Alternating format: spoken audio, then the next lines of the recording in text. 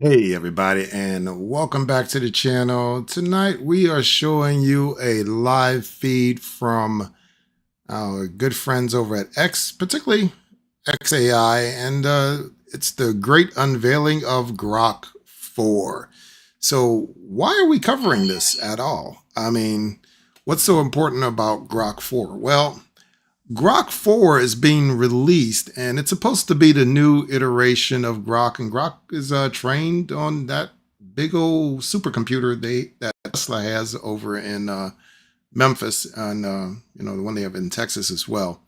I'm sorry, not Tesla, but xAI actually has a supercomputer, and well, they they've done quite a bit.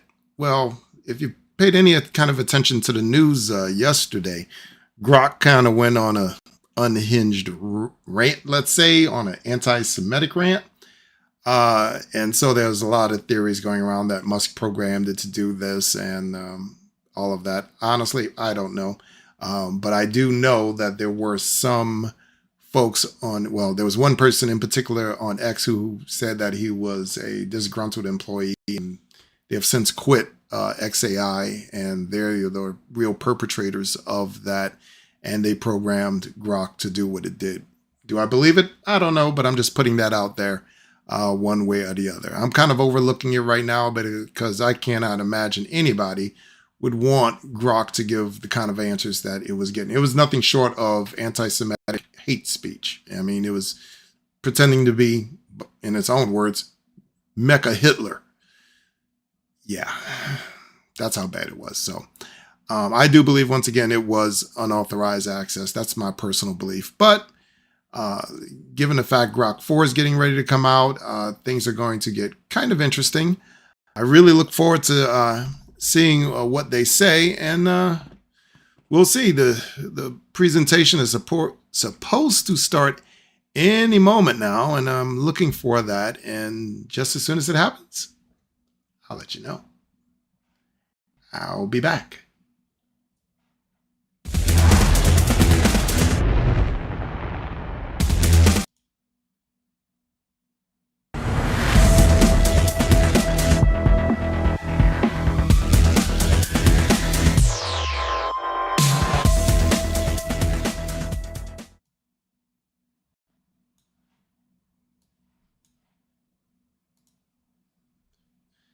Let's see where it goes.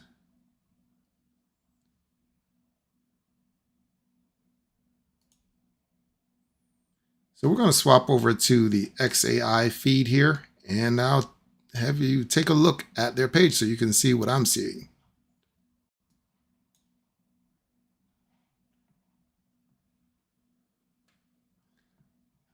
And here we are.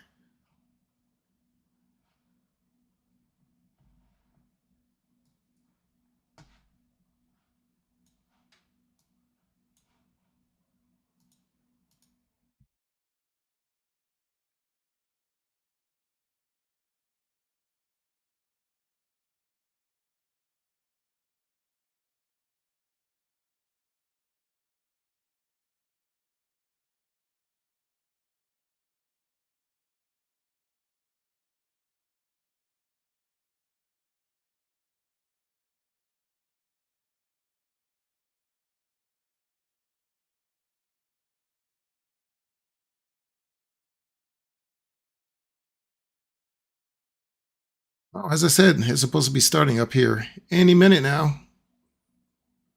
We shall see. In the meantime, now is a good time for me to go ahead and answer a lot of the questions that you guys had. Go ahead and put them up in the comment section as well, and I'll go ahead and see if I can answer a few of those while we wait.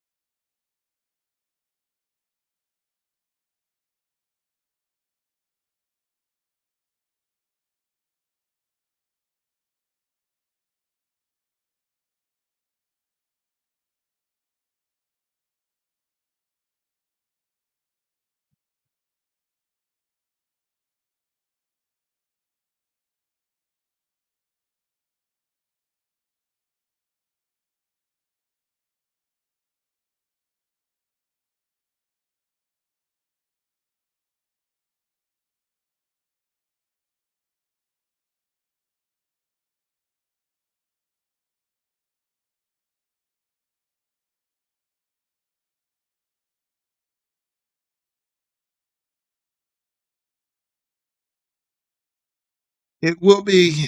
Um, hey, betting getter. Um, yeah, the feed is coming off of xAI, just so that you know. Um, Mecha Hitler's still alive. I have been told the answer to that is, well, no. Um, yeah, I've been told the answer is no. Uh, but we shall see, won't we? Maybe that's the reason they're delaying the broadcast here. Who knows? We shall see.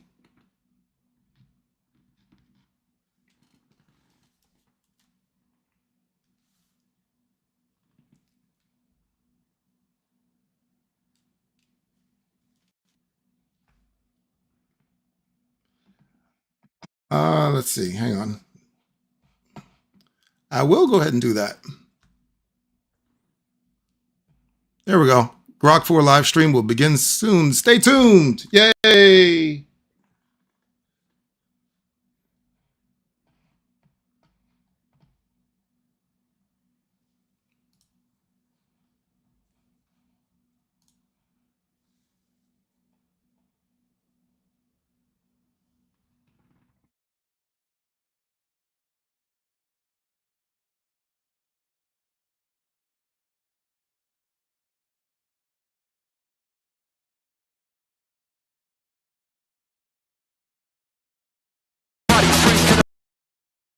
Ooh, that was loud.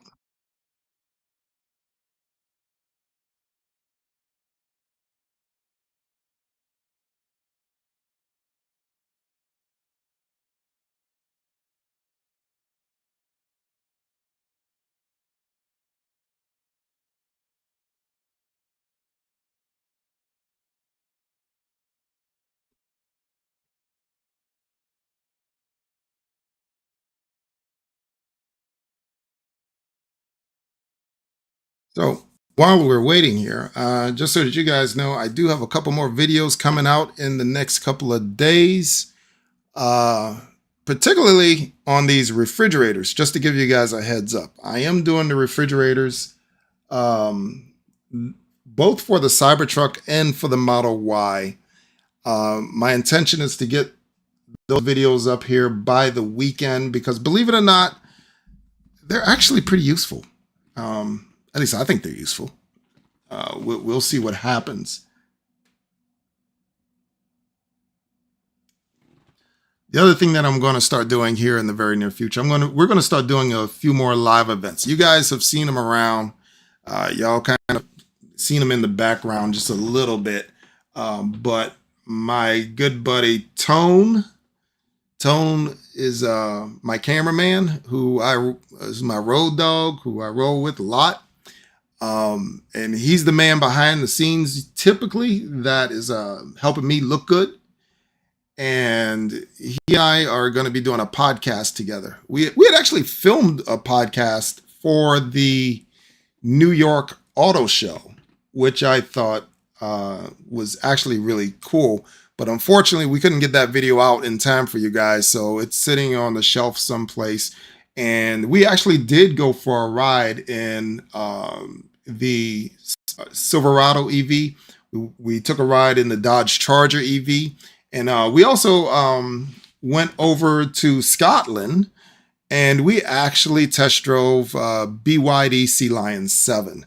So we actually got out, and we just couldn't bring that video to you guys in a timely enough fashion. And so, I don't know, we may dust it off and show you guys here in the very near future to show you some of the things that we've been looking at, because there's some seismic shifts going on in the auto market right now in terms of Tesla and in terms of the Chinese automakers and the um, local U.S. makers. No, I have not seen the slate in person yet. I'm going to be working on that one. I did get a good close-up look at the Halcyon from Stellantis. That one has given me hope for the U.S. automakers. They have that concept car, the Halcyon, and I got up close and personal with it, and it looks like a darn starship. I think they tried to do a little bit too much with the vehicle, but it was a very good. It was a very good car. It gave me hope because from what I saw there from the American automakers at the car show in New York, and even from Kia, I was, let's just say, less than impressed. And I know that may offend some of my Kia folks out there in terms of the EV. So it was less than good. Too many buttons. It looked like somebody had diarrhea of the buttons coming out of them, and they just splash buttons all over the place. And if you're used to really high end EVs, you'll notice that there aren't that many buttons. Even in the Chinese videos, there aren't that many, and they went the complete opposite direction on that one. So I couldn't stomach it, but that's just some of the stuff we looked at and some of the stuff we talked about. But yeah, we did have a podcast lined up for you guys. But in the very near future, we will be doing more live broadcasts and more Q&As, because what we're really realizing is that there are a lot of people out there that are not that familiar with EVs, and there are a lot of questions rolling around. And doing what we do, we get to ask a lot of those questions, and we can get answers for a lot of those questions. And so I think it's given us a very unique perspective on things, and we just want to help people out and give them the real deal, what's out there. Yes. Chrysler, it's called the Halcyon, and yes, it's a hypercar. It's a concept. It's a concept car. Take a look at that one. It's very interesting, very unique. I'm still thinking we may release the footage on that one and show you what we have on that. But it rivals anything Tesla has. They claim to have level 4 automation on it. How? I don't know. But that's what they claim. It's level 4 autonomous driving. We'll see. We will see. That's coming from a company that can't even get level 2 right. So they all of a sudden jump to level 4. I'm less than optimistic on that one. Yes, I did have a good time in Scotland. Edinburgh was quite nice, mind you. I might be going back there again this weekend. We'll see what happens. For my Italian folks, I will be there this weekend, I think.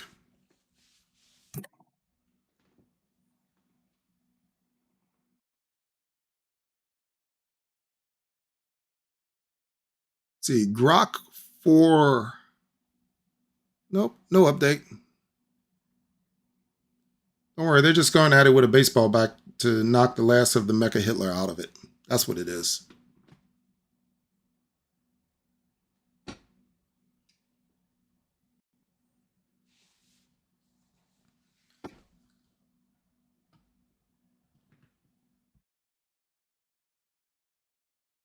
Also coming up, I forgot to mention on a couple of the other videos that we will be doing in the near future.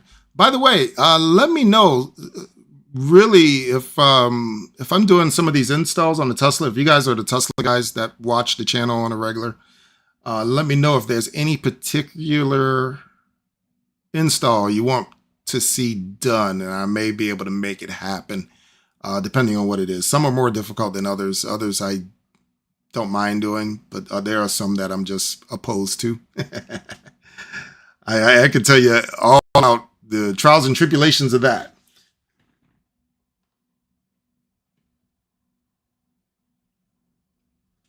What tabs? What are you talking about? I don't get it.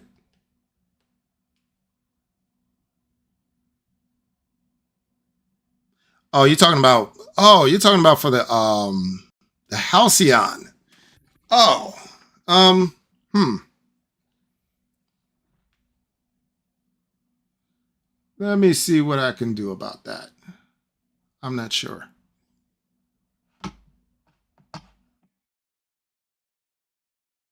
Do it this way.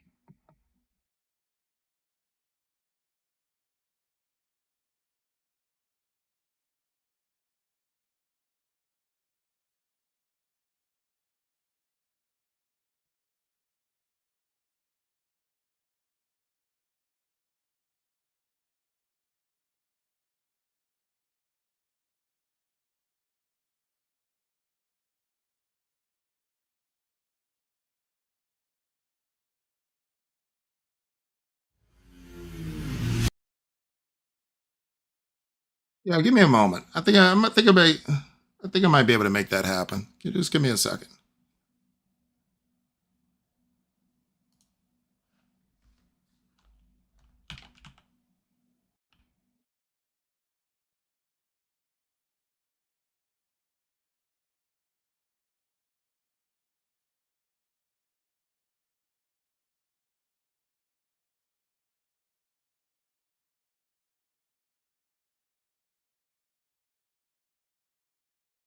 Here we go. Do.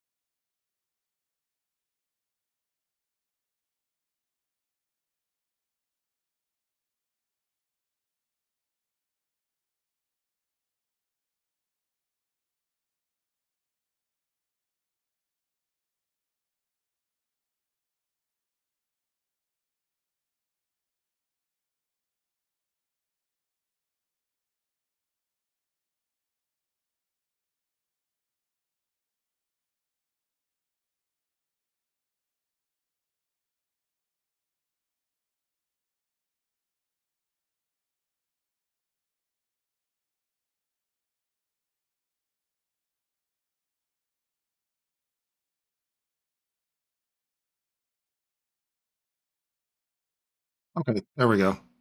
All right, so you're asking about the Halcyon. Here's the Halcyon.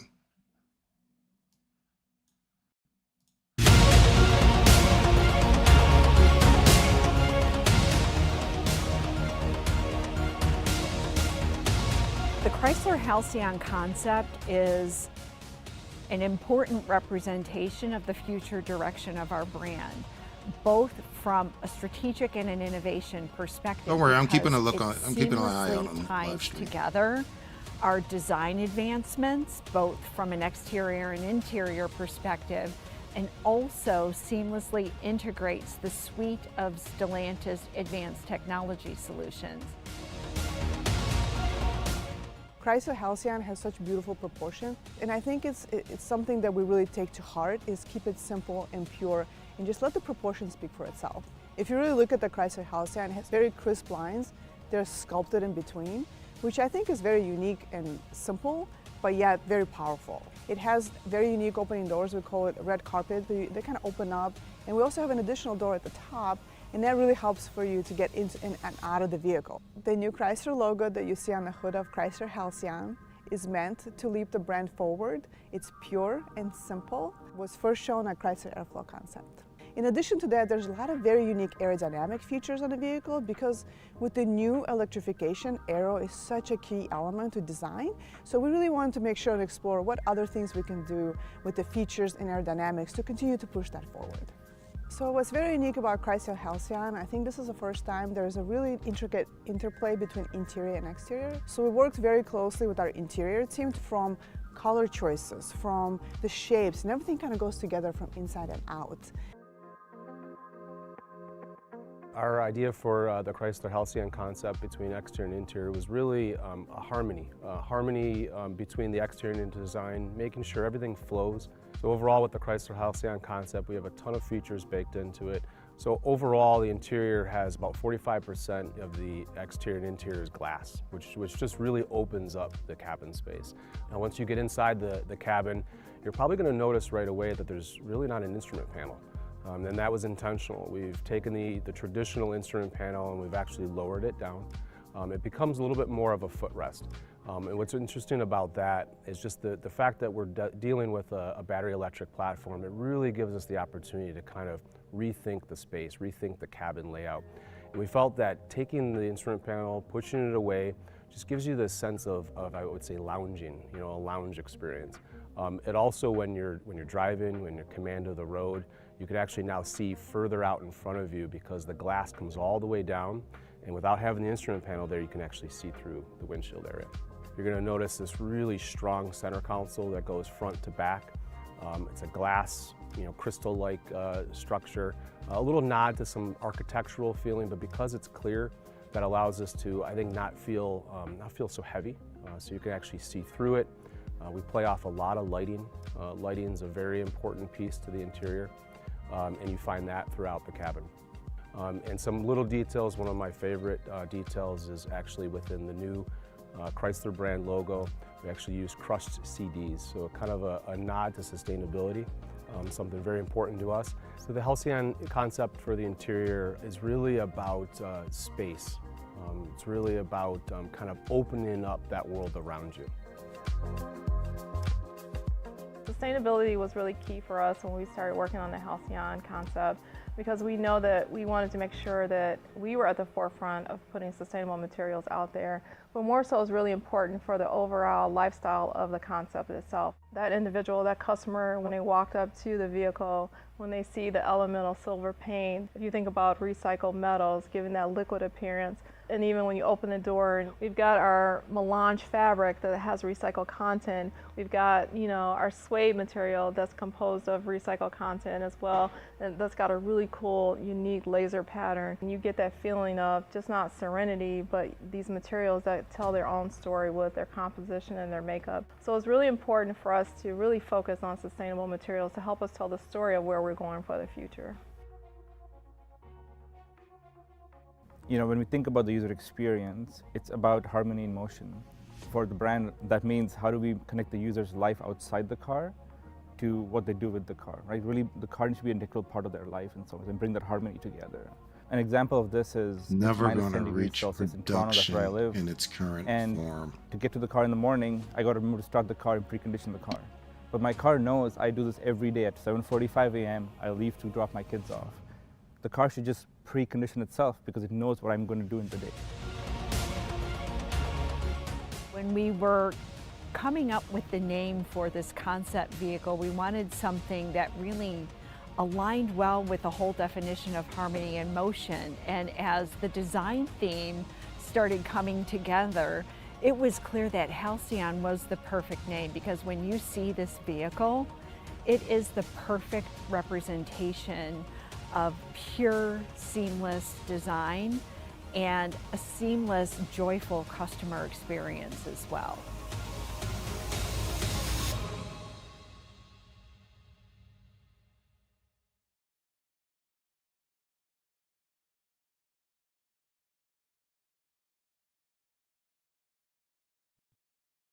And there you go. That's the Halcyon, which, like I said, it holds a lot of promise. It really does. I mean, I really like it. It has a lot of potential to it. I hope they follow through on it. I wish them well with it. I really, really do. What actually may happen, who knows?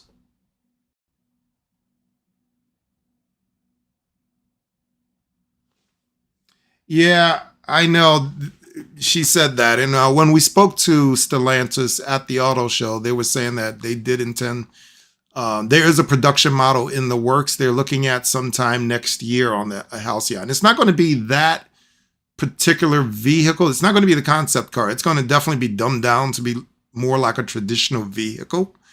But they're going to take a lot of the technology that is inside of that vehicle for that. One of the more interesting things about the Halcyon is that it has like a what you call it, a star field on the glass on the inside of the vehicle. So literally you lie back in the driver's seat and it projects the constellation stars on the glass out in front of you.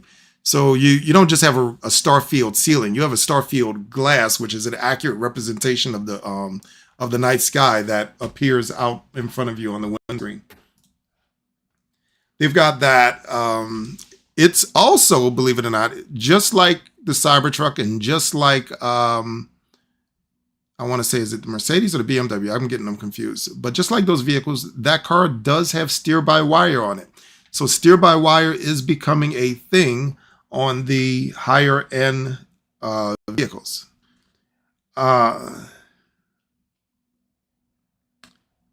Ved, I don't know. We're still waiting. They said the Grok 4 live stream will begin soon. Like I said, I think they're just beating Mecha Hitler with a baseball bat. That's my guess. That's my story, and I'm sticking to it. So if they're done doing that, then the live stream will start.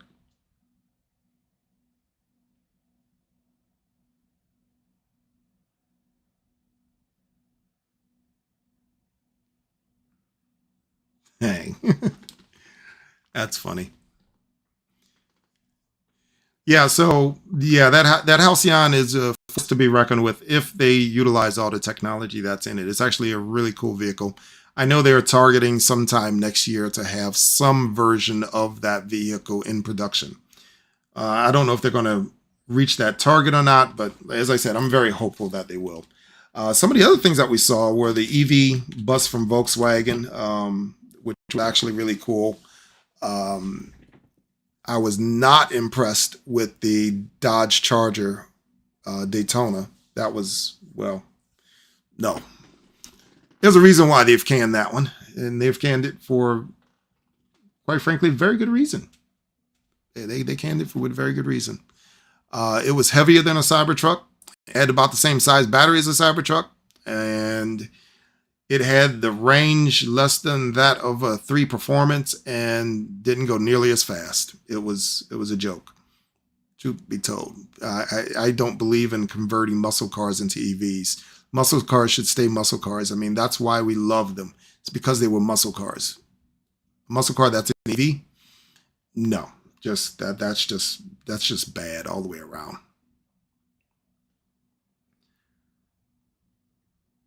The other, they did have a few other hypercars there. I can't call the name of them at this point.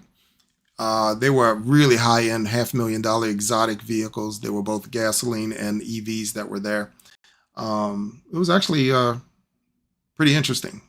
Once again, cars that you'll never see on the street. But it was quite informative. But those are the kind of things that we've been working on. We've been working on, at the River View, we've been working on quite a few things that keep you guys entertained, aside from y'all watching me make a complete fool of myself trying to install some of those products. Yeah.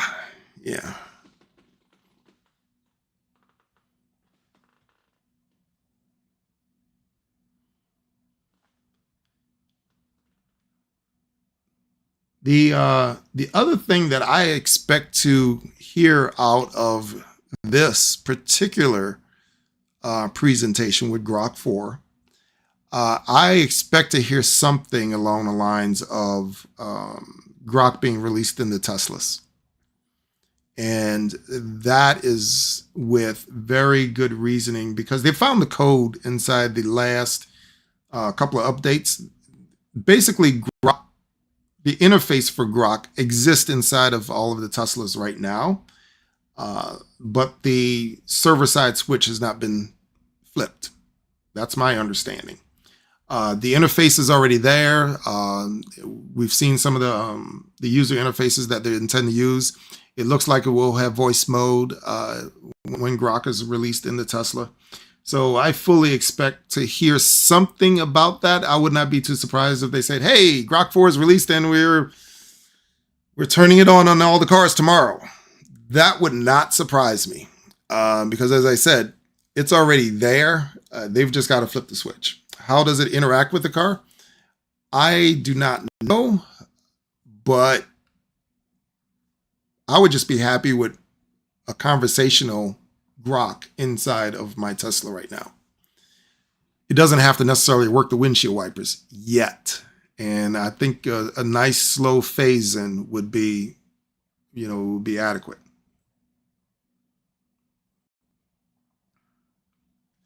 Oh my. Let's see what else we had over here.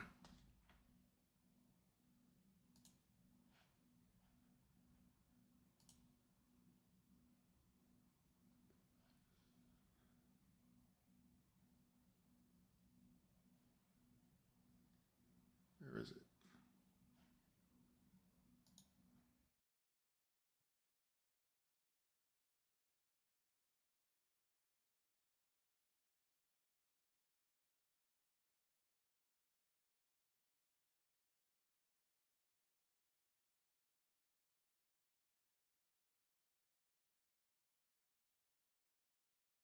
One of the more interesting things about Grok, I have also come to learn, is that they're planning on integrating Grok into Optimus.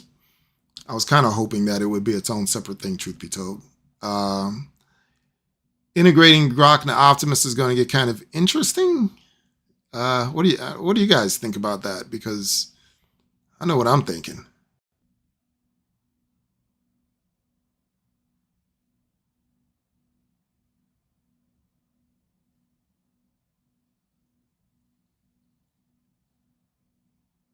Yeah, I know what I'm thinking with Optimus. Um, Grok with Era voice is interesting, but I don't know. Maybe maybe Optimus will have a split personality. One personality is for the actual doing of the task, and the other one is to be more conversational.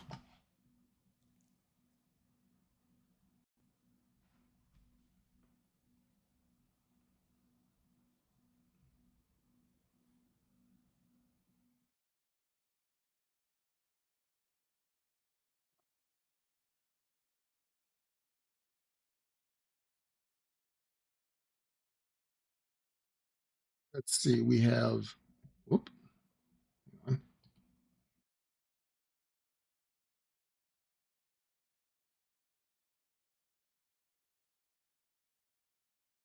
you had the two refrigerators. What else you guys haven't seen? Oh yeah.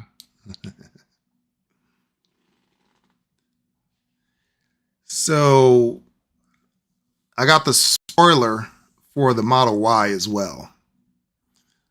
We're going to be putting that on here probably within the next week. I think it looks cool. I don't know how many of you guys have Teslas.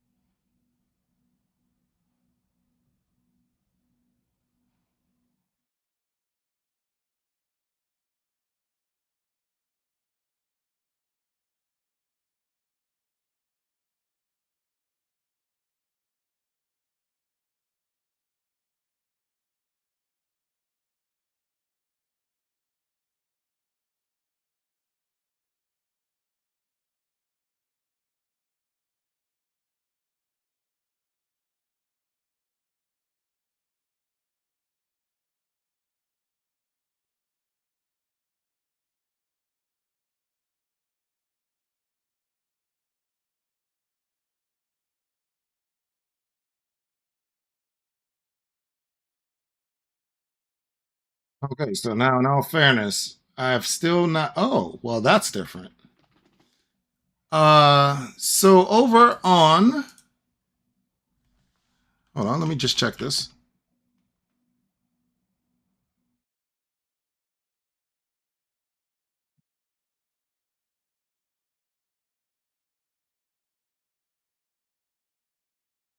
Okay, so Super Grok has been released as available on X right now. If you know anything about Grok on X and Grok.com, right? Super Grok is typically reserved for a premium subscription, not on X, but on Grok itself. You could have a premium subscription with X, which gives you some deep search and some high order reasoning with Grok. But Super Grok is only available with a premium subscription to Grok specifically. I believe it's about $30 per month. Right now, it is available on X.com. Super Grok's available, and I was able to access it for free. Currently, it's still showing the Grok 3 build on there to use. So if you've never used Super Grok before and you want to try it out, head on over to X and go ahead and try out Super Grok. See if you get some different answers. So it's available for free. The second thing is, yeah, I know that if you're paying the $30 a month, you have access to Super Grok. That's what's going on. If you don't care about Super Grok and you just want regular Grok but with extra reasoning, if that makes sense, then just do the premium subscription for about 30 something a month on X, and that gives you the premium on X, and that gives you the higher order reasoning on Grok. I was a Super Grok subscriber for quite a while, and I was trying it out, seeing how it was. It worked fairly well. I was happy with it. But quite frankly, I'm not seeing a whole lot of difference between um, Grok and Super Grok. I'm not seeing the value yet. Yeah, there's deep search. Deep search is available, but you get that with the Premium X subscription. You have deeper search, which is available with Super Grok. So there's that. If you're a power user, then I could see getting it. But if you're not a power user, it's a tough case to make, truth be told. It really, really is.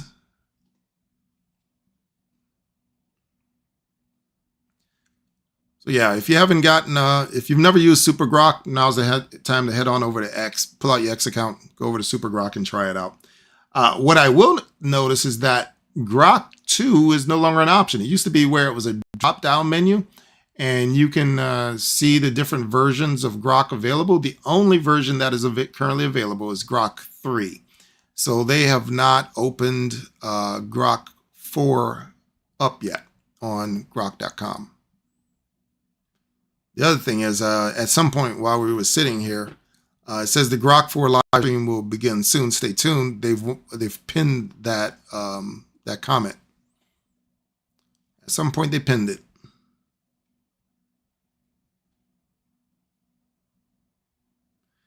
The voice chatting, I do enjoy the voice chat. I was just using it this afternoon, actually. Maybe with Super Grok, it gets a little bit better. I don't know. I bounce between Grok and Gemini a lot. And in some ways, Gemini is better, and other ways, Grok is better. And I found, depending on the task at hand, I bounce from one to the other. And primarily what it is, I've noticed, especially in voice mode with Grok, Grok doesn't always have access to the most current up-to-date stuff, particularly in voice mode. It could be, I think the last training date on it was like last January. So if you want like current information, if it doesn't reside on X, then it does not exist.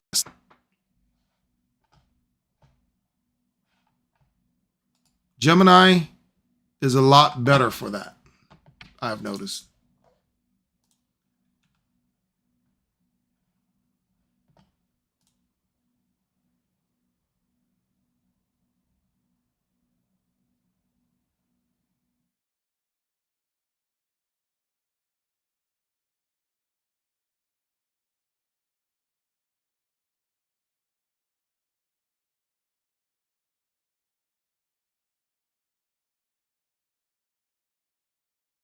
Keep in mind, I am looking at the Grok 4 live demo thing on the right side there. I've been monitoring it.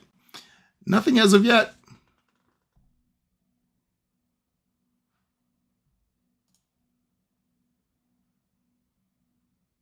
Oh, okay. So that's an update. It says the stage is set. We'll start soon. So they're getting ready to start.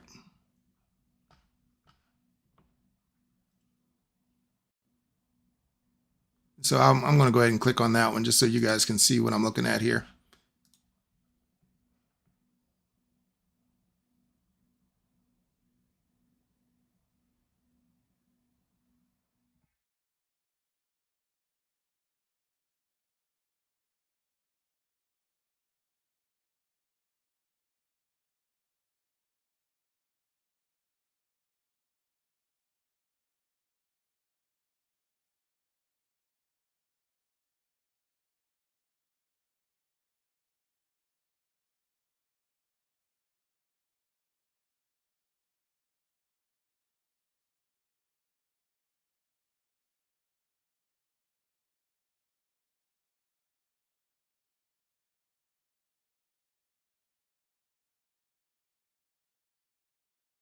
Okay, so why does one of xAI's people say Grok 4 is a big chungus? Anybody want to translate?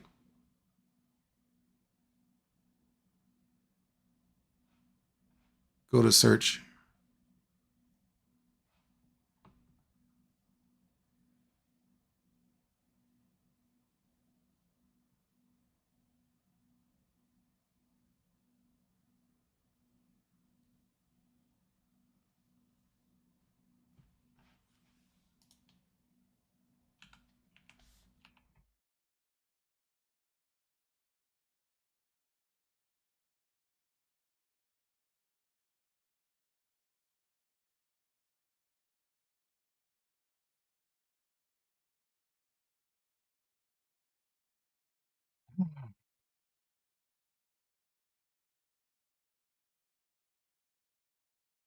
Yeah, I've been monitoring. Yeah, I've been monitoring it the whole time in the other window. It's I've been waiting.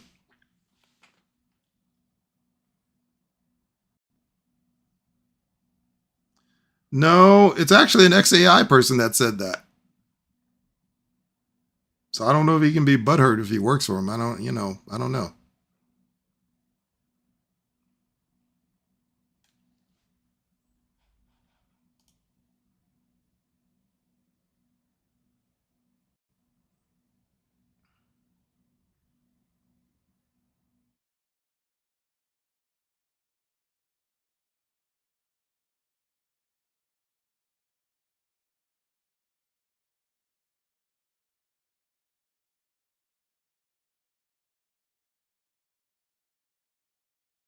No, because he still has the tag next to his name.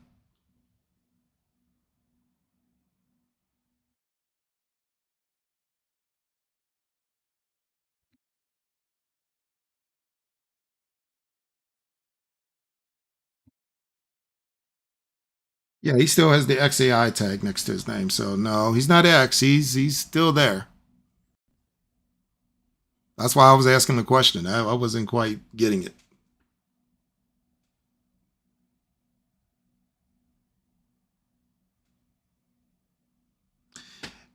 That's because it didn't pop up. The link to the stream didn't pop up until about 10, 15 minutes ago, something in that neighborhood.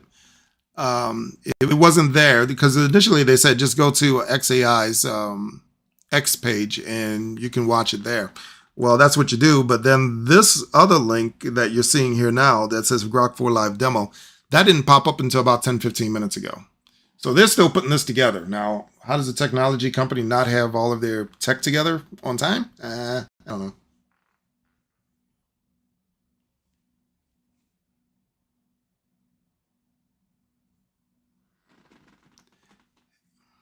Yeah, they're all just repeating the same link. That's all.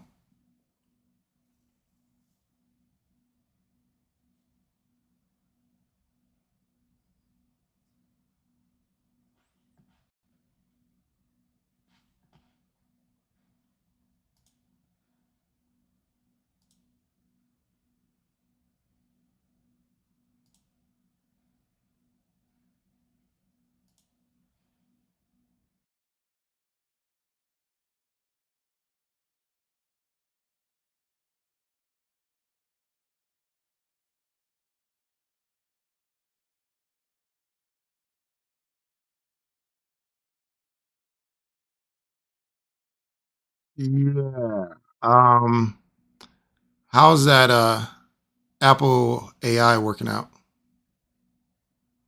Is that on time? Sorry, couldn't resist.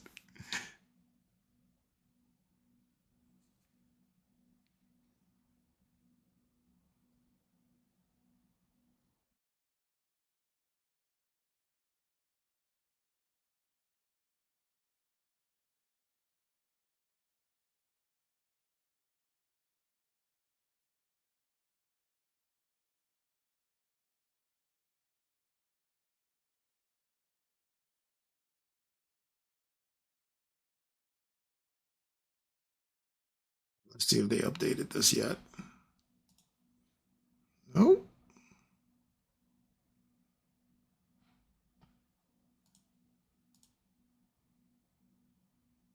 extended search. Yeah, I have access to deeper search. So yeah, I definitely have access to the Grok 3 um, Deeper search model. Tools. Oh.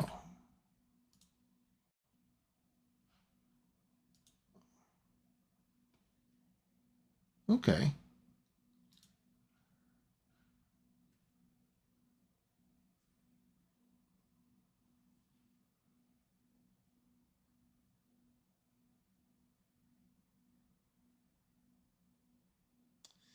Yeah, they should have went with OpenAI, in my opinion. At this point, heck, they may do Grok. Who knows? I, but you know what? I am losing faith in OpenAI in terms of being a leader.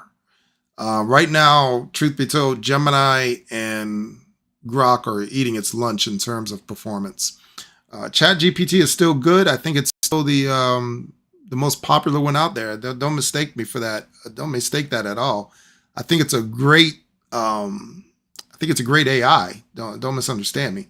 However, when it comes to benchmarking, and not just benchmarking, just absolute use, Gemini and Grok seem to be leading the pack. They really do in terms of accuracy and in terms of the information that they're giving.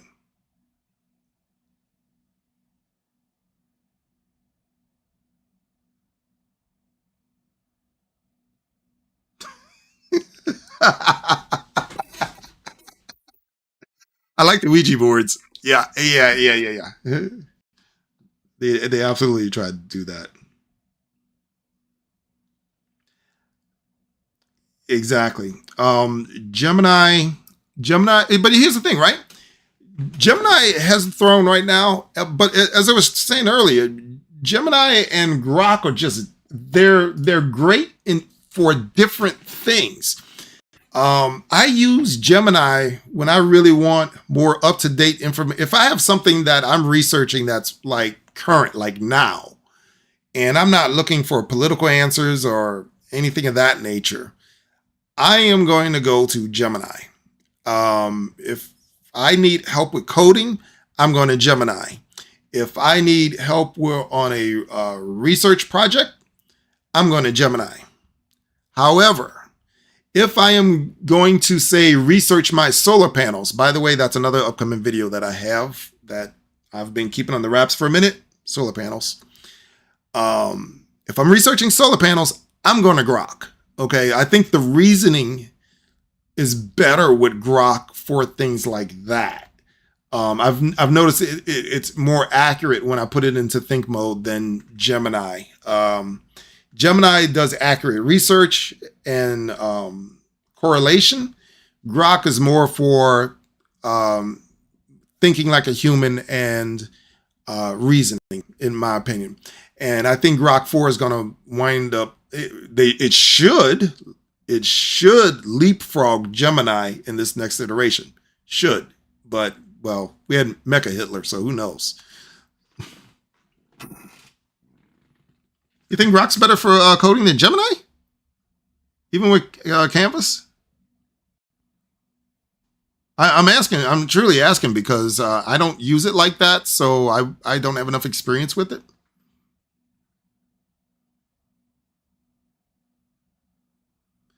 Yeah, I have to agree. Grok is a little bit gentler. In fact, I've noticed ChatGPT is better, but as I said, they don't have the horsepower behind them.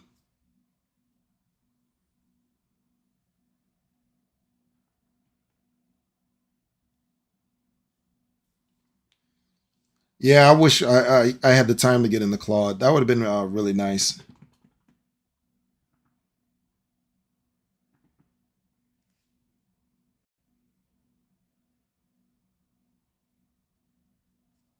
Yeah, I think from what I've heard, and like I said, I'm not speaking from personal experience now. From what I've heard in my research, Gemini has traditionally been better for the coding. Grok, not so much. But like I said, that could very well change with Grok 4.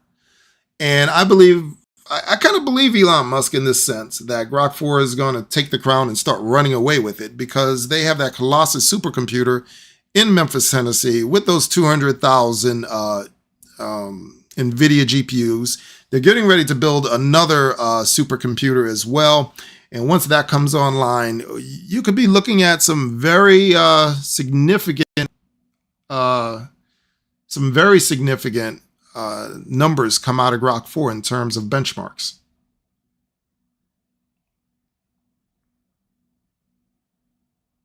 Yeah, well, it's not fair to compare regular Grok to Gemini 2.5 Pro. That's not fair. You would have to use Super Grok in that scenario.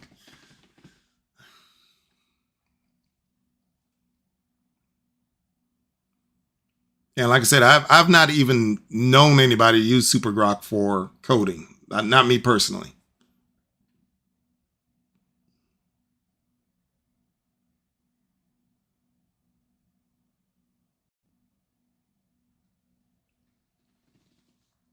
Now, the other spot where Gemini absolutely beats Grok behind is in video generation. I was going to do a video on this very soon. I seem to be doing a whole bunch of different videos.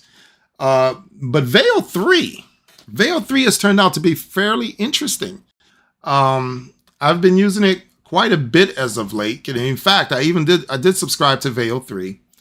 I did produce some of the videos. And it's not movie ready yet, let's say.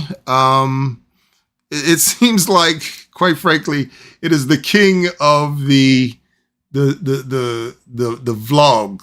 of the faceless vlogs. That's what Veil is at this point. It's the king of the faceless vlogs.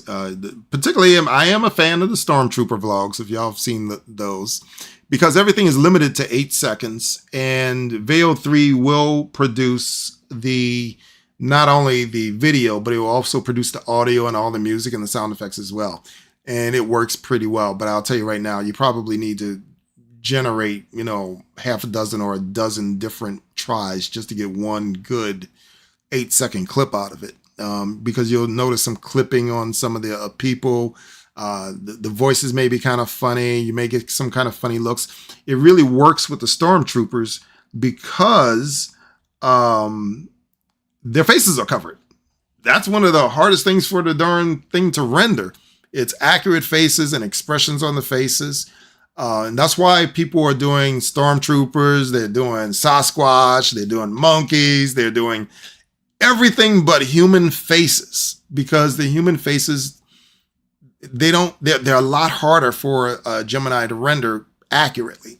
It gets it right every once in a while, but to truly get it right, you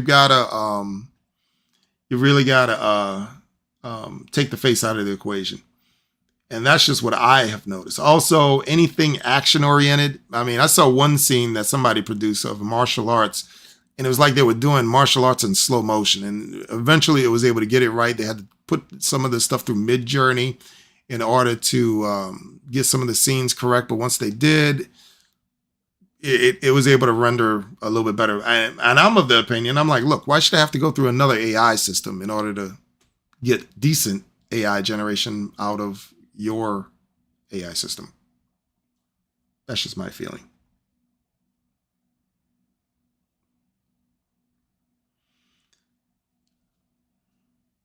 Yeah, it is unlimited. No, it's not. It's not. Yeah, the plan on the Veil 3, it is about $125 for 3 months. Then it goes up to 200, 250, something in that neighborhood. You get 10,000 credits per month, and you have a choice of using Veil 2 or Veil 3. Veil 3, you can do fast or quality. Quite frankly, I've not seen a whole lot of difference between fast and quality. But the difference in the cost is that fast costs 20 credits, quality costs 100 credits per render. And I guess if you do a quality, it's supposed to use more compute, but quite frankly, I've not seen it do a whole lot better. That's just me. I don't think it's there yet. Maybe if they get to Gemini 3.0 and they come with Veil 4, maybe that'll happen, but Veil 3 is not it.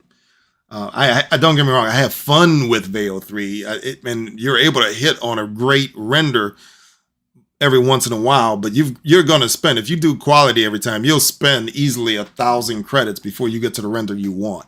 Let's face it.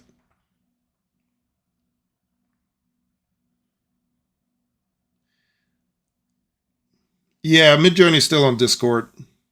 It's gotten a lot better. It really has. What a lot of guys are doing, they're using Midjourney to set the scene. They'll use it for background and things of that nature, which it seems to be working pretty well. And then they will ship that over to Veil 3 and have Veil 3 utilize that image and then generate the scene that way.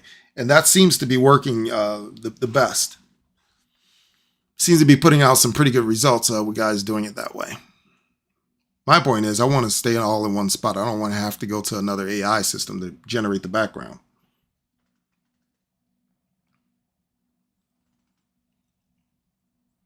We'll see what Grok 4 comes up with, because Grok 4 got into image creation. I'm sorry, Grok 3 got into image creation. Grok 4, we'll see if they take a stab at video. Maybe they got something up their sleeve we don't know about. I mean, they can absolutely do it. They've got the largest supercomputer out there to do it with. Maybe we'll see some video stuff out of them. I don't know.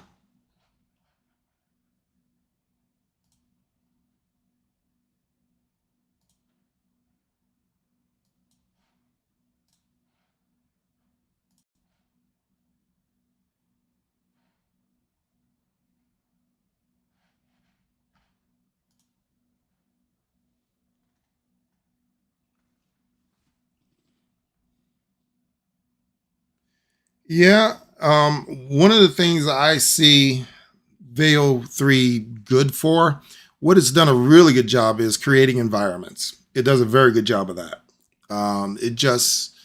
It starts getting into trouble when you get into people and animals, things of that nature, and really fast moving objects in the scene. That's when it starts getting into trouble. The other thing I've noticed is that when you tell it to shoot a laser at something, all the lasers are the same. They might change colors, but you'll get the same type of laser that hits, and it'll always sound the same. I've tried getting different ones, different sounds, and no luck with that thus far. So it's definitely using a very small data set that it's pulling from. I've heard, what is it? What's the name of it? Moonlight? I believe that's the name of it. That one is copyright free, so you don't have to worry about, if you're doing professional stuff, you don't have to worry about it copying from or being trained on commercially available material. It's all it's all in-house, so it's all original content. So if you're definitely producing professional videos with AI, Moonlight is the way to go.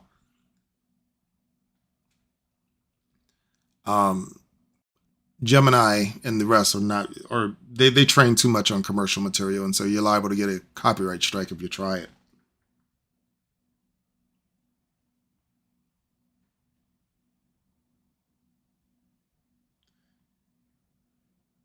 Oh no. There are plenty of paid users, because you can try Veil 3 for free just by utilizing Gemini 2.5. You don't even need the subscription to Gemini, as near as I can tell. And you can basically generate, I believe, 2 videos per day. I think that's what it limits it for you, is 2 videos per day with Veil 3 that you can produce. And what that is, that's really to give you an introduction to Veil 3. That lets you get used to the platform. That allows you to experience it. And that's all it does. If you're actually trying to do some type of content creation, that ain't gonna cut it. You need to subscribe to do it. But if you're just out there just doing it for fun, you create a little video, a couple times a day, and you're sending it to your friends, they don't mind giving that out for free. And it's the guys that start getting serious about it. Those are the ones that can afford to pay that kind of money, that can start paying for that type of service. So you don't have to worry about them going out of business.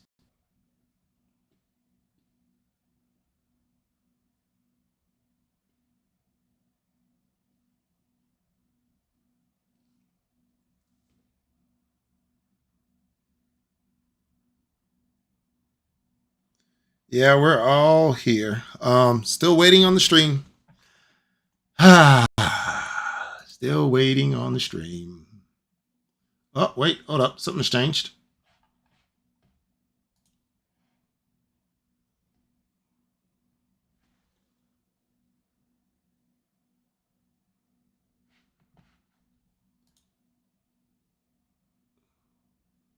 Aha. Live stream's getting ready to start. And believe it or not, guess what? It's not on this page. Oh, you gotta love this. There you guys go. All right.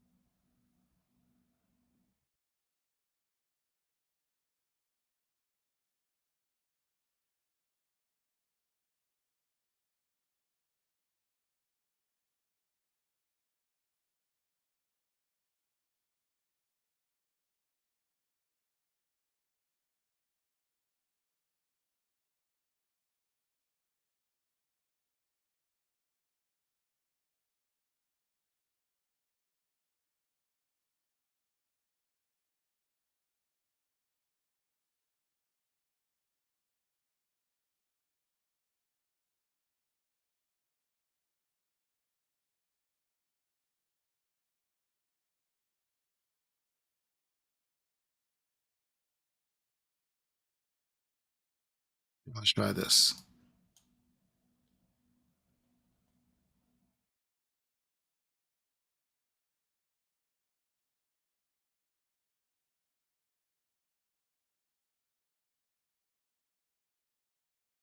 Papa barks. I am so jealous. Really. Hey, it's not late over there. Of course, it's not late on the West Coast. It's just gone on 9 o'clock p.m.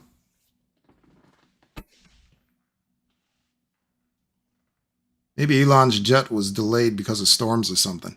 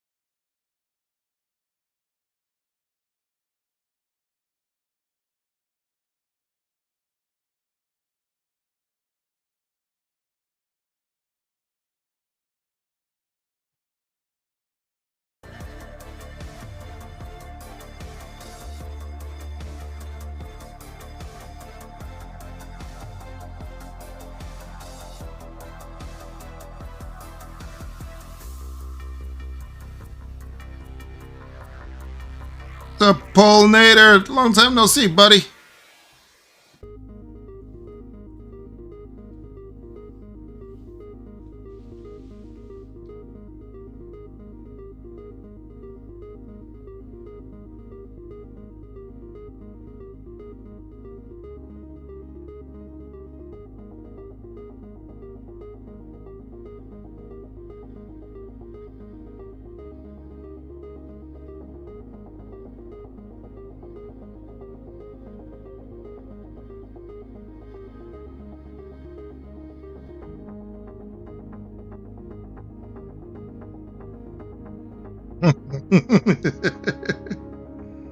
Wow.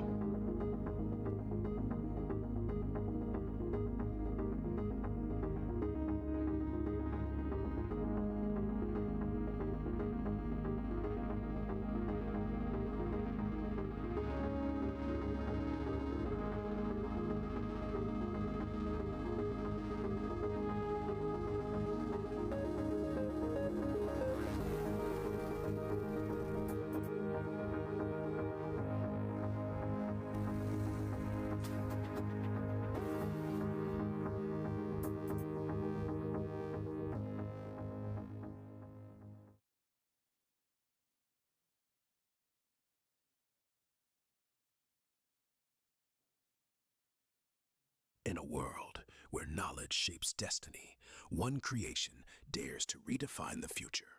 From the minds at xAI, prepare for Grok 4. This summer, the next generation arrives, faster, smarter, bolder. It sees beyond the horizon, answers the unasked, and challenges the impossible. Grok 4, Unleash the Truth, coming this summer. All right, welcome to the Grok 4 release here. This is the smartest AI in the world, and we're going to show you exactly how and why. It really is remarkable to see the advancement of artificial intelligence, how quickly it is evolving. I sometimes compare it to the growth of a human and how fast a human learns and gains conscious awareness and understanding. And AI is advancing just vastly faster than any human. I mean, we're going to take you through a bunch of benchmarks that that Grok 4 is able to achieve incredible numbers on. But it's actually worth noting that Grok 4, if given like the SAT, would get perfect SATs every time, even if it's never seen the questions before. And if even going beyond that to say like graduate student exams like the GRE, it will get near perfect results in every discipline of education. So from the humanities to like languages, math, physics, engineering, pick anything, and we're talking about questions that it's never seen before. These are not on the internet, and Grok 4 is smarter than almost all graduate students in all disciplines simultaneously. Like, it's actually just important to appreciate that's really something. The reasoning capabilities of Grok are incredible. So there's some people out there who think AI can't reason, and look, it can reason at superhuman levels. So yeah, and frankly, it only gets better from here. So we'll take you through the Grok 4 release, and show you like the pace of progress here. I guess the first part is like in terms of the training, we're going from Grok 2 to Grok 3 to Grok 4. We've essentially increased the training by an order of magnitude in each case. So it's 100 times more training than Grok 2, and that's only going to increase. So it's frankly, I mean, I don't know. In some ways, a little terrifying, but the growth of intelligence here is remarkable. Yes. It's important to realize there are two types of training compute. One is the pre-training compute. That's from Grok 2 to Grok 3. But from Grok 3 to Grok 4, we're actually putting a lot of compute in reasoning in RL.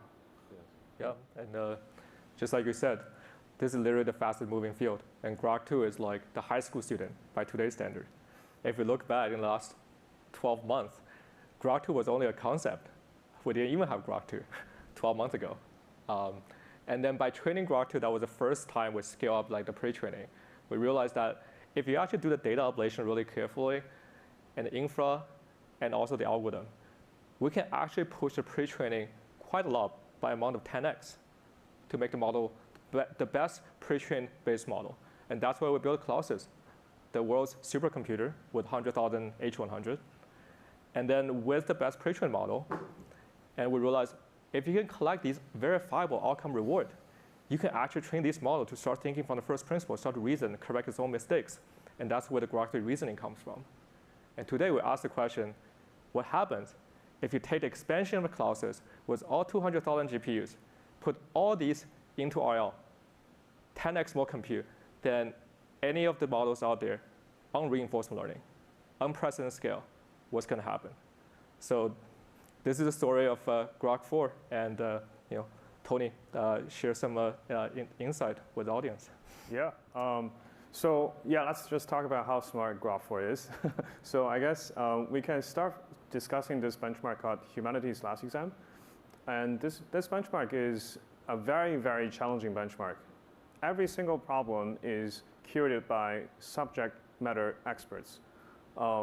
It's in total 2,500 problems, and it consists of many different subjects: mathematics, natural sciences, engineering, and also all the humanities subjects.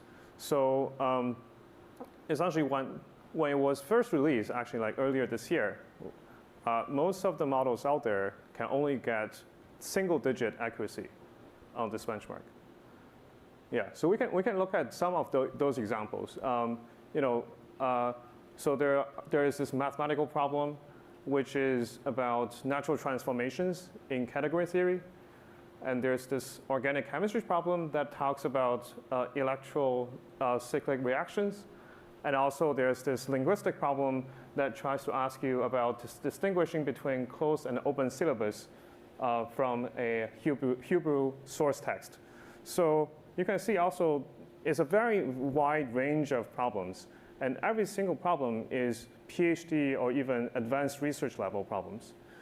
Yeah, I mean, there are no humans that can actually answer these, can get a good score. I mean, if you actually say, like, any given human, what's the best that any human could score? I mean, I'd say maybe 5% optimistically. Yeah. So this is much harder than what any human can do. It's incredibly difficult, and you can see from the types of questions. Like, you might be incredible in linguistics or mathematics or chemistry or physics or any one of a number of subjects, but you're not going to be at a postgrad level in everything. And Grok 4 is a postgrad level in everything. Like, it's just, some of these things are just worth repeating.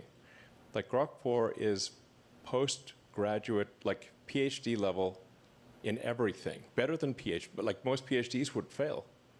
So it's better that said, I mean, at least with respect to academic questions, I want to just emphasize this point.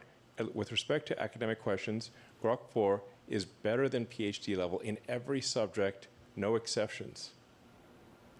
Now, this doesn't mean that at times it may lack common sense, and it has not yet invented new technologies or discovered new physics, but that is just a matter of time. Mm-hmm. I think it may discover new technologies as soon as later this year, and I would be shocked if it has not done so next year. So I would expect Grok to, literally discover new technologies that are actually useful no later than next year and maybe end of this year. And it might discover new physics next year. And within 2 years, I'd say almost certainly. So just let that sink in. Yeah. So okay, so I guess we can talk about what's behind the scene of Grok 4. As Jimmy mentioned, we actually throwing a lot of compute into this training. When it started, it's only also a single digit. Sorry, the previous slide. Sorry. Yeah, it's only a single digit number. But as you start putting in more and more training compute, it started to gradually become smarter and smarter, and eventually solved a quarter of the xAI problems. And this is without any tools. The next thing we did was to adding tools capabilities to the model. And unlike Grok 3, I think Grok 3 actually is able to use CRO as well, but here we actually make it more native in the sense that we put the tools into training. Grok 3 was only relying on generalization. Here, we actually put the tools into training. And it turns out this significantly improves the model's capability of using those tools. Yeah, I remember we had like deep search back in the days. Yeah. So how is this different?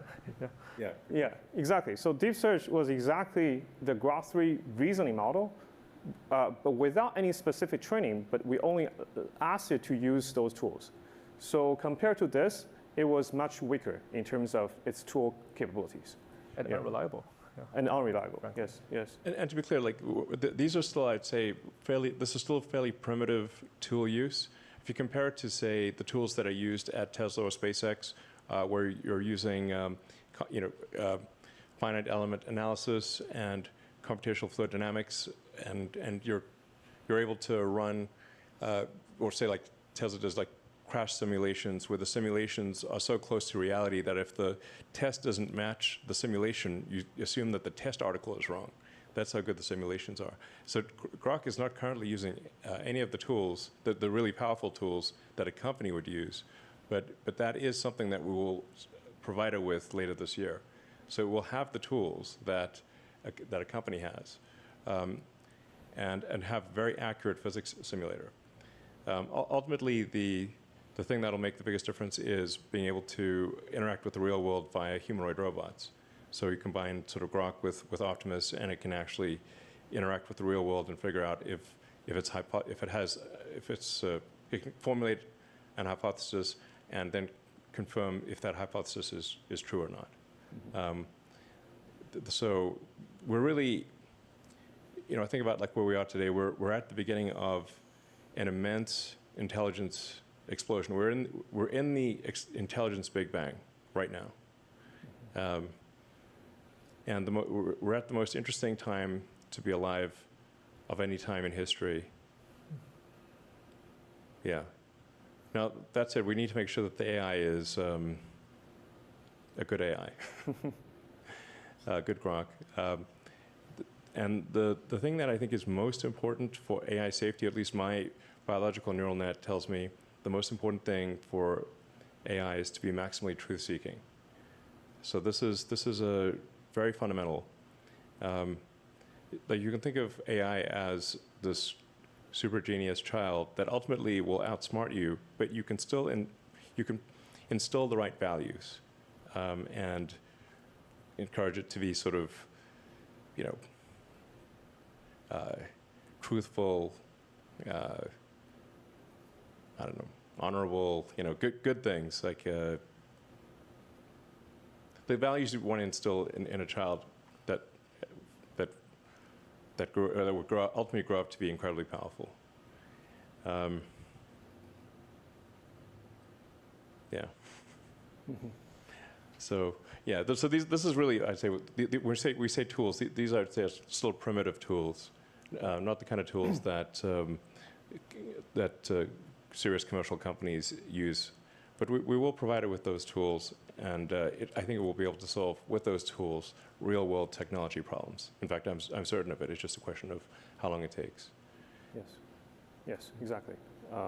So is it just compute all you need, Tony? Sorry? Is it just compute all you need at this point? Well, you need compute plus the right tools, and then ultimately to be able to interact with the physical world. Yes. And then, we'll effectively have an economy that is, ultimately an economy that is thousands of times bigger than our current economy, or maybe millions of times. If you think of civilization as percentage completion of the Kardashev scale, where Kardashev 1 is using all the energy output of a planet, and Kardashev 2 is using all the energy output of a sun, and 3 is all the energy output of a galaxy. We're only, in my opinion, probably like closer to 1% of Kardashev 1 than we are to 10%. So like maybe a point, or 1 or 2% of Kardashev 1. So we will get to most of the way, like 80-90% Kardashev 1, and then hopefully, if civilization doesn't self-annihilate, and then Kardashev 2, like it's the actual notion of a human economy, assuming civilization continues to progress, will seem very quaint in retrospect. It will seem like sort of cavemen throwing sticks into a fire level of economy, compared to what the future will hold. It's very exciting. I've been at times kind of worried about, like, well, this seems like it's somewhat unnerving to have intelligence created that is far greater than our own. And will this be bad or good for humanity? It's like I think it'll be good. Most likely it'll be good. Yeah.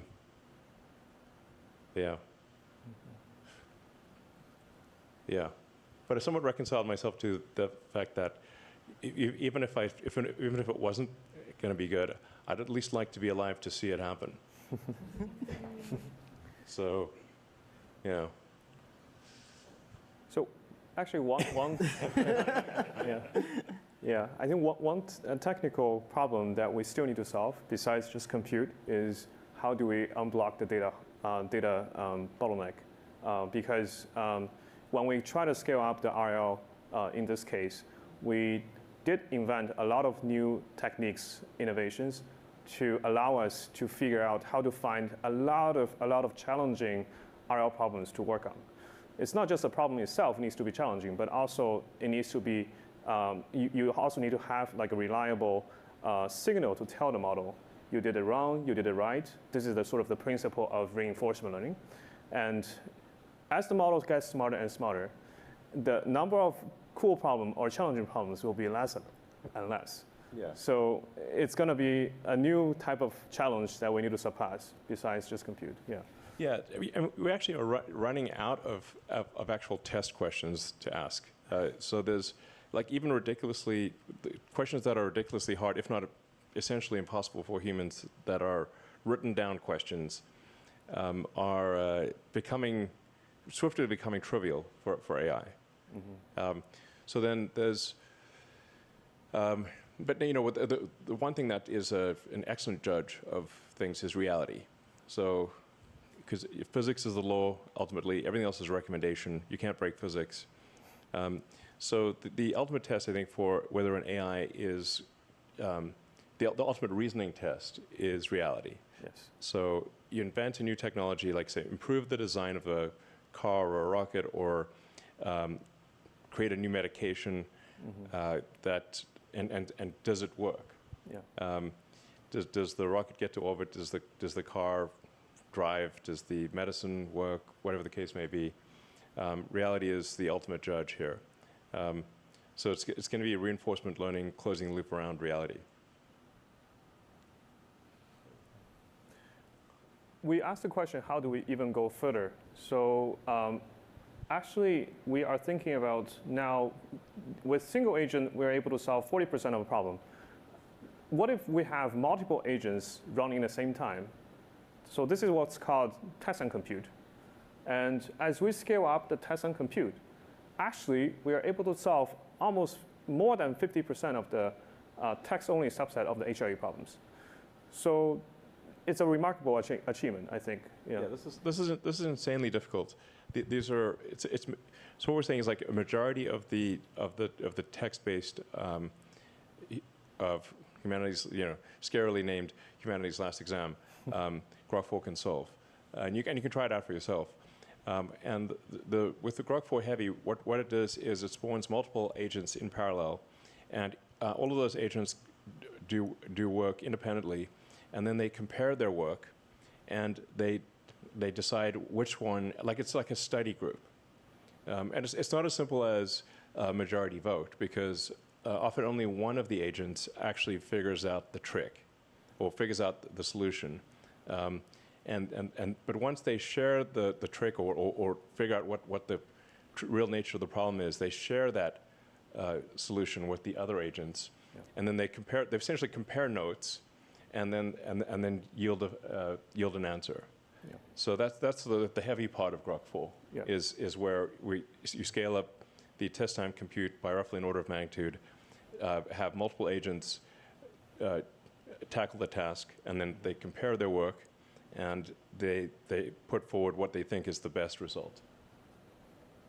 Yeah, so we will introduce Grok 4 and Grok 4 Heavy. Sorry, can you click the next slide? Sure. Yeah, yes. So basically, Grok 4 is the single agent version, and Grok 4 Heavy is the multi-agent version. So let's take a look how they actually do on those exam problems and also some real life problems. Yeah.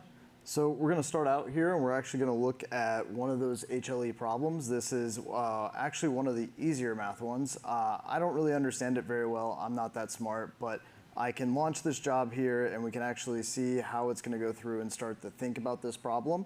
While we're doing that, I also want to show a little bit more about like what this model can do and launch a Grok 4 Heavy as well. So everyone knows Polymarket. It's extremely interesting. It's the seeker of truth. It aligns with what reality is most of the time. And with Grok, what we're actually looking at is being able to see how we can try to take these markets and see if we can predict the future as well. So as we're letting this run, we'll see how Grok 4 Heavy goes about predicting the World Series odds for like the current teams in the MLB. And while we're waiting for these to process, we're going to pass it over to Eric, and he's going to show you an example of his. Yeah. So I guess one of the coolest things about Grok 4 is its ability to understand the world and to solve hard problems by leveraging tools like Tony discussed. And I think one kind of cool example of this, we asked it to generate a visualization of two black holes colliding. And of course, it took there are some liberties. It's, in my case, actually pretty clear in its thinking trace about what these liberties are. For example, in order for it to actually be visible, you need to really exaggerate the scale of the waves. And yeah, so here's this kind of in action. It exaggerates the scale in like multiple ways. It drops off a bit less in terms of amplitude over distance, and but yeah, we can kind of see the basic effects that are actually correct. It starts with the in spiral, it merges, and then you have the ring down, and this is basically largely correct. Modulo some of the simplifications that need to do. It's actually quite explicit about this. It uses post-Newtonian approximations instead of actually computing the general relativistic effects at near the center of the black hole, which is incorrect, and will lead to somewhat incorrect results. But the overall visualization is is basically there. And you can actually look at the kinds of resources that it references. So here it actually, it obviously uses search. It gathers results from a bunch of links, but also reads through a undergraduate text in analytic gravitational wave models. It reasons quite a bit about the actual constants that it should use for a realistic simulation. It references, I guess, existing real-world data, and it's a pretty good model. But actually going forward, we can give it the same model that physicists use, so it can run the same level of compute that so leading physics researchers are using, and give you a physics accurate black hole simulation. Exactly. Just right now is running in your browser, so. Yeah, this is just running in your browser. Yeah, so exactly. Pretty simple. So swapping back real quick here, we can actually take a look. The math problem is finished. The model was able to, let's look at its thinking trace here, so you can see how it went through the problem. I'll be honest with you guys, I really don't quite fully understand the math, but what I do know is that I looked at the answer ahead of time. And it did come to the correct answer here in the final part here. We can also come in and actually take a look here at our World Series prediction. And it's still thinking through on this one. But we can actually try some other stuff as well. So we can actually try some of the X integrations that we did. So we worked very heavily on working with all of our X tools and building out a really great X experience. So we can actually ask, the model, find me the xAI employee that has the weirdest profile photo. So that's going to go off and start that. And then we can actually try out, let's create a timeline based on X post detailing the changes in the scores over time, and we can see all the conversation that was taking place at that time as well. So we can see who are the announcing scores and like what was the reactions at those times as well. So we'll let that go through here and process. And if we go back to this was the Greg Yang photo here. So if we scroll through here, whoops. So Greg Yang, of course, who has his favorite photograph that he has on his account. That's actually not how he looks like in real life, by the way, just so you're aware, but it is quite funny. But it had to understand that question. Yeah. Which is that's the wild part. It's like it understands what is a weird photo. What is a weird photo? Yeah. What is a less or more weird photo? It goes through, it has to find all the team members, it has to figure out who we all are. It, right. Searches this X. is without access to the internal xAI personnel logs. No. It's literally looking at just at the internet. Exactly. So you could say like the weirdest of any company. Yeah. To be clear. Exactly. And we can also take a look here at the question here for the humanities last exam. So it is still researching all of the historical scores. But it will have that final answer here soon. But we can, while it's finishing up, we can take a look at one of the ones that we set up here a second ago. And we can see it finds the date that Dan Hendricks had initially announced it. We can go through, we can see, OpenAI announcing their score back in February. And we can see, as progress happens with Gemini, we can see Kimi, and we can also even see, the leaked benchmarks of what people are saying is, if it's right, it's going to be pretty impressive. So pretty cool. So yeah, I'm looking forward to seeing how everybody uses these tools and gets the most value out of them. Yeah, it's been great. Yeah, and we're going to close the loop around usefulness as well. So it's it's not just book smart, but actually practically smart. Exactly. All right.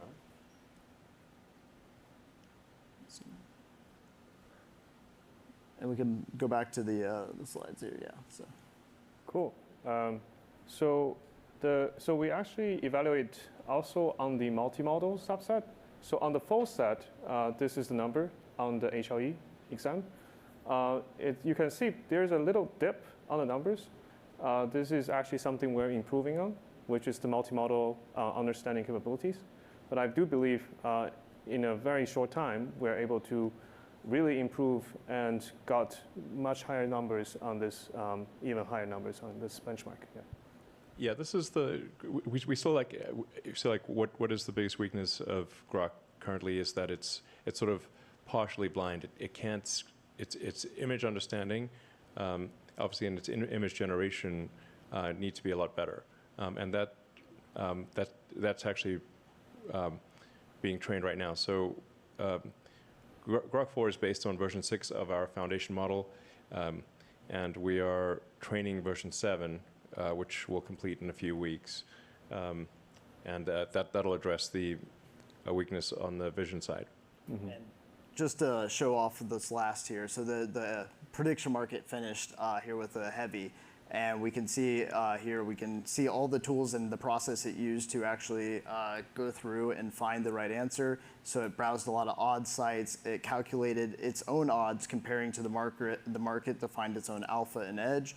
It walks you through the entire process here, and it calculates the odds of the winner being the Dodgers, and it gives them a 21.6% chance of winning this year. So, and it took approximately 4.5 minutes to compute. Yeah, that's a lot of thinking. Yeah.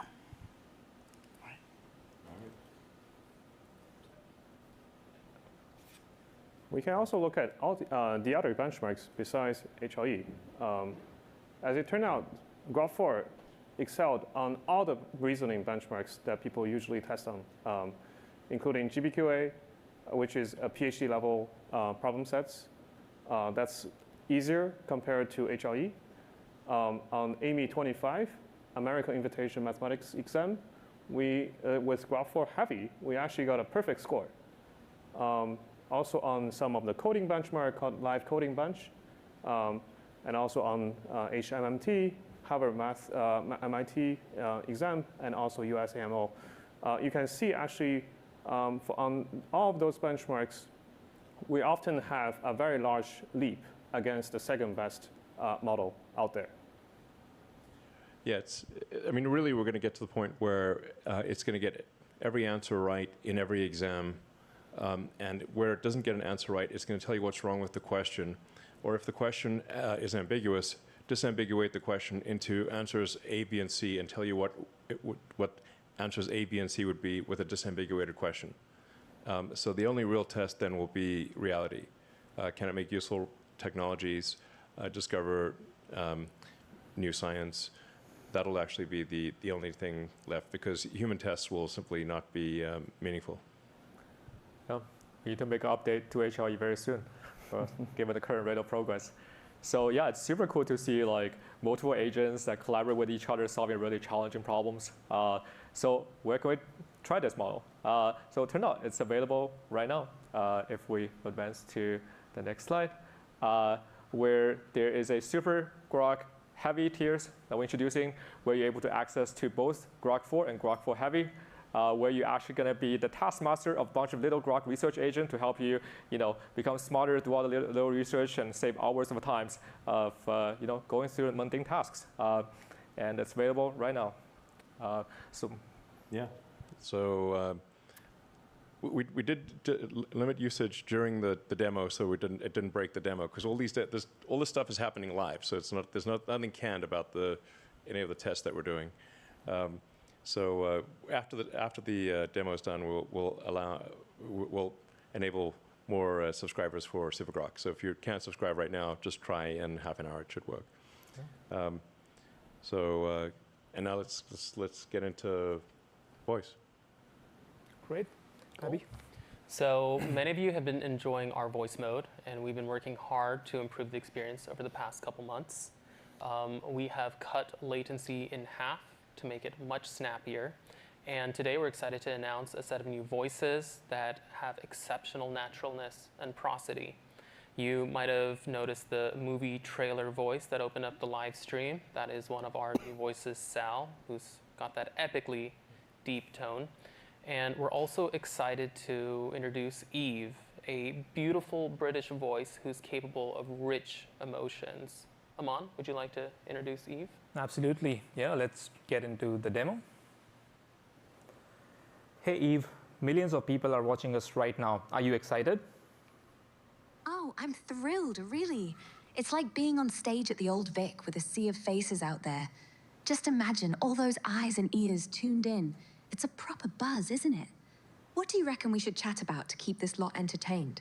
We have a lot to talk about, but I'll be honest, I'm feeling a little nervous. Can you whisper something soothing to calm me down? Take a deep breath, love. You've got this. It's just you and me, having a quiet chat, like we're tucked away in a cozy corner of a Yorkshire pub. The world's just a murmur out there.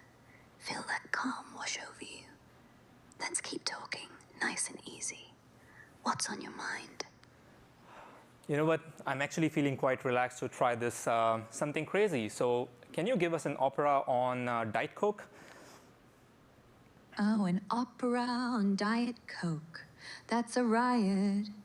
Picture this, a shimmering silver can, glistening under stage lights.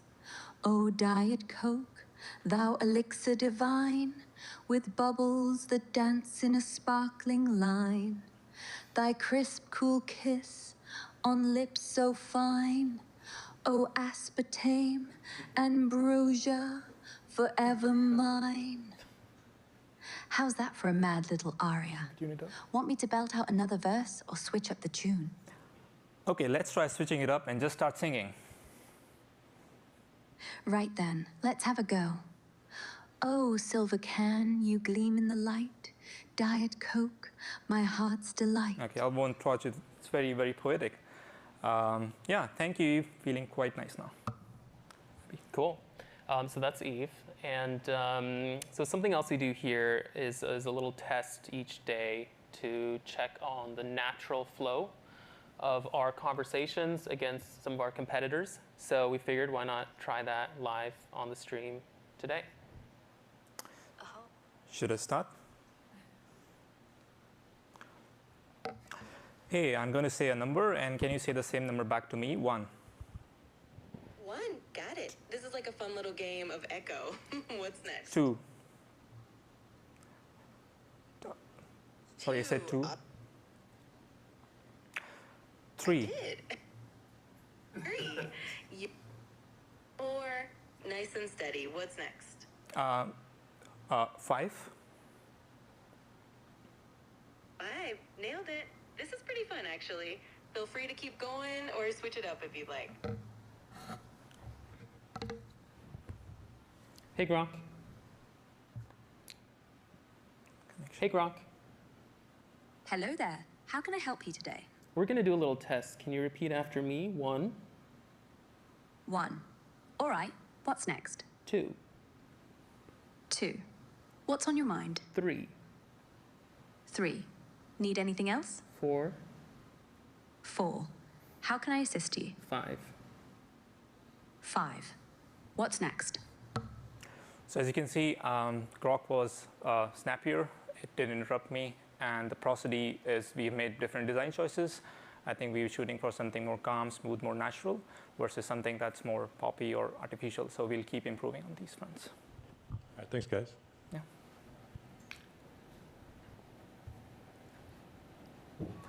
Yep. So since the launch of the voice model, we actually see the 2x faster end-to-end latency in the last 8 weeks, 5 different voices, and also 10x the active user. So Grok Voice is taking off. Now, if you think about releasing the models, this time we're also releasing Grok 4 through the API at the same time. So if we go to the next 2 slides, so we're very excited about what all developers out there is going to build. So if I think about myself as a developer, what the first thing I'm going to do when I actually have access to the Grok 4 API? Benchmarks. So we actually ask around on the X platform, what is the most challenging benchmarks out there that is considered the holy grail for all the AGI models? So turn out AGI is in the name, ArcAGI. So the last 12 hours, kudos to Greg over here in the audience. So who answered our call, take a preview of the Grok 4 API, and independently verified the Grok 4's performance. So initially we thought, hey, Grok 4 is just, we think it's pretty good, it's pretty smart. It's our next-gen reasoning model, spend 10x more compute, it can use all the tools, right? But turned out, when we actually verify on the private subset of the ArcAGI v2, it was like the only model in the last 3 months that breaks the 10% barrier. And in fact, it was so good that actually gets to 16%, well, 15.8% accuracy, 2x of the second place, that is the Cloud 4 Opus model. And it's not just about performance, right? When you think about intelligence, having an API model drives your automation. It's also the intelligence per dollar, right? If you look at the plots over here, the Grok is just 4 is just in the league of its own. All right, so enough of benchmarks over here, right? So what can Grok do actually in the real world? So we actually contacted the folks from Endon Labs who were gracious enough to try the Grok in the real world to run a business. Yeah, thanks for having us. So I'm Axel from Endon Labs. And I'm Lucas, and we tested Grok 4 on Vending Bench. Vending Bench is an AI simulation of a business scenario where we thought, what is the most simple business an AI could possibly run? And we thought vending machines.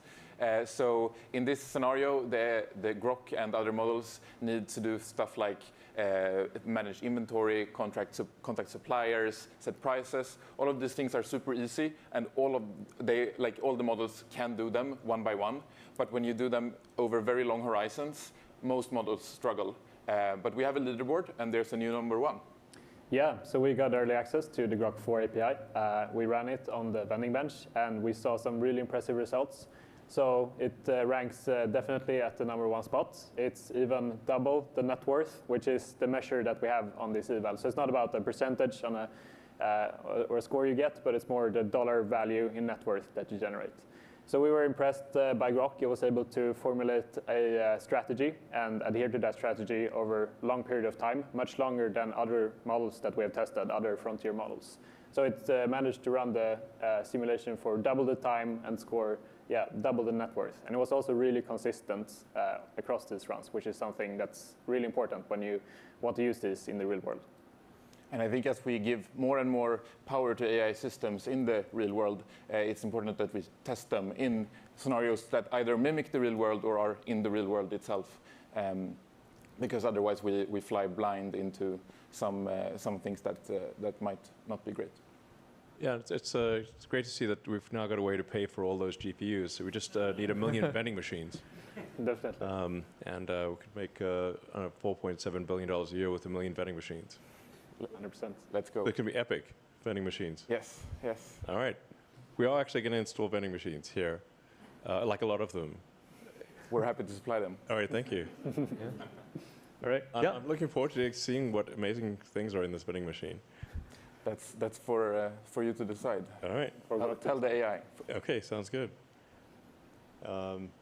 All right. Yeah. I mean, so we can see like Grok is able to become like the co-pilot of the business unit. So what else can Grok do? So we're actually releasing this Grok. If you want to try it right now to evaluate, run the same benchmark as us. It's on the API. Has 256K contact length.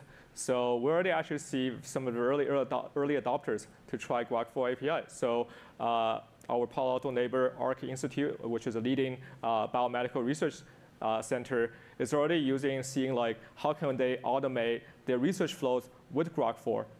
It turned out it's able to help the scientists to sniff through millions of experiments logs and then just like pick the best hypothesis within a split of seconds. We see this is being used for the CRISPR research, and also Grok 4 independently evaluated scores as the best model to examine the chest X-ray. Who would know? In the financial sector, we also see the Grok 4 with access to all the tools, real-time information is actually one of the most popular AIs out there. So our Grok 4 is also going to be available on the hyperscalers. So the xAI enterprise sector is only started 2 months ago, and we're open for business. Yeah, so the other thing, we talked a lot about having Grok to make games, video games. So Danny is actually a video game designer on X. So we mentioned, hey, who want to try out some Grok 4 preview APIs to make games? And Danny answered the call. So this was actually just made first-person shooting game in a span of 4 hours. So some of the unappreciated hardest problem of making video games is not necessarily in coding the core logic of the game, but actually go out, source all the assets, all the textures of files, and to create a visually appealing game. So one of the core aspects Grok 4 does really well with all the tools out there is actually able to automate these asset sourcing capabilities. So the developers can just focus on the core development itself rather than so now you can run a entire game studios with game of one with one person, and then you can have Grok 4 to go out and source all those assets, do all the mundane tasks for you. Yeah. Now the next step obviously is for Grok to be able to play the game. So it has to have very good video understanding, so it can play the games and interact with the games and actually assess whether a game is fun and actually have good judgment for whether a game is fun or not. So with version 7 of our foundation model, which finishes training this month, and then we'll go through post-training RL and whatnot, that will have excellent video understanding.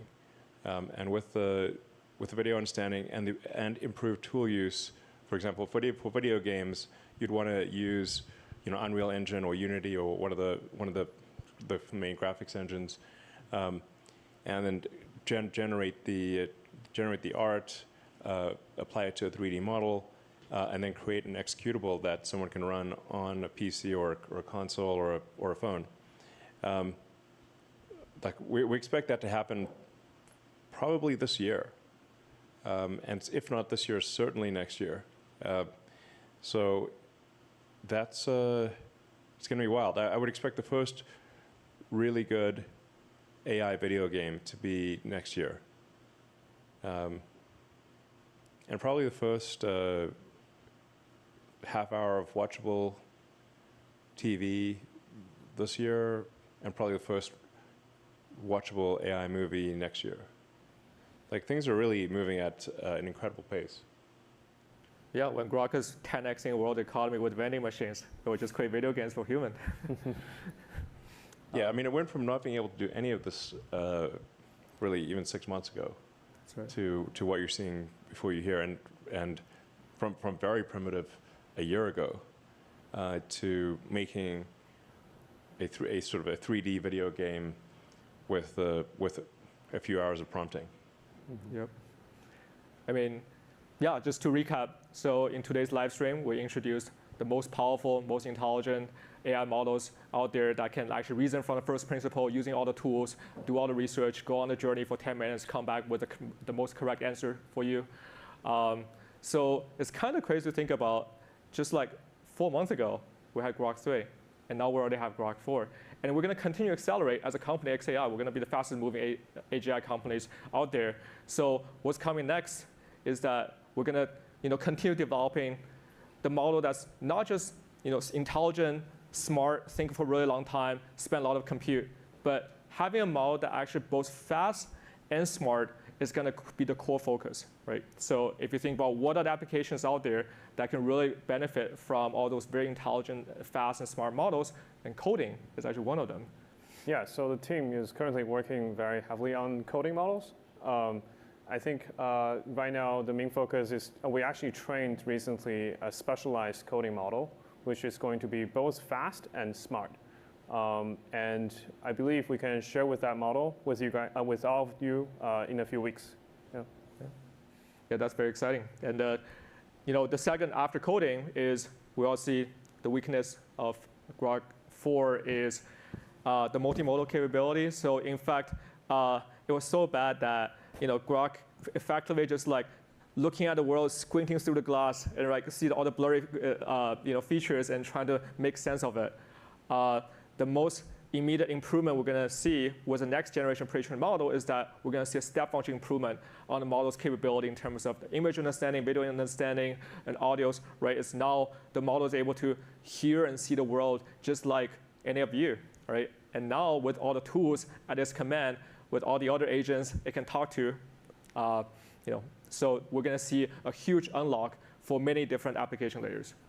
After the multimodal agents, what's going to come after is the video generation, and we believe that at the end of the day, it should just be pixel in, pixel out, and imagine a world where you have this infinite scroll of content in inventory on the X platform, where not only you can actually watch these generated videos, but able to intervene, create your own adventures.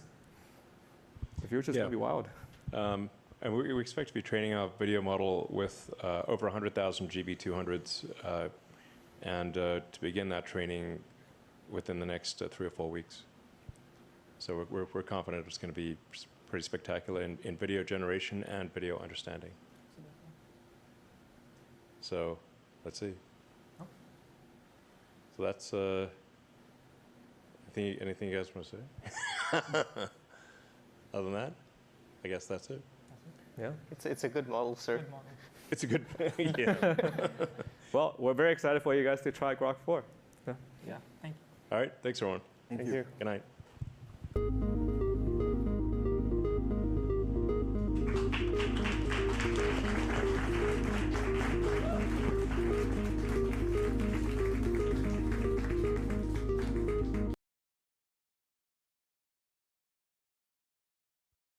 Well, that's about it, folks. That's pretty interesting. What can I say? That's like wow.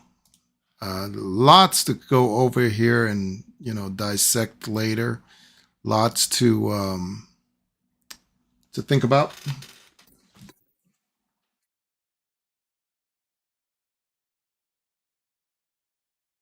We'll see what happens in the future. I am bummed about the lack of a, how shall we say, announcement for the Tesla vehicles, of Grok coming to the vehicles. I am kind of bummed by that. But hey, it is what it is. Look, Grok 4 is shaping up to be pretty good. Let me know if you're planning on getting Grok 4 Heavy and whether or not you're looking forward to getting that. and seeing how it works. I got to say, I am fairly intrigued. I may do it for a month or so just to test it out, to see how it is.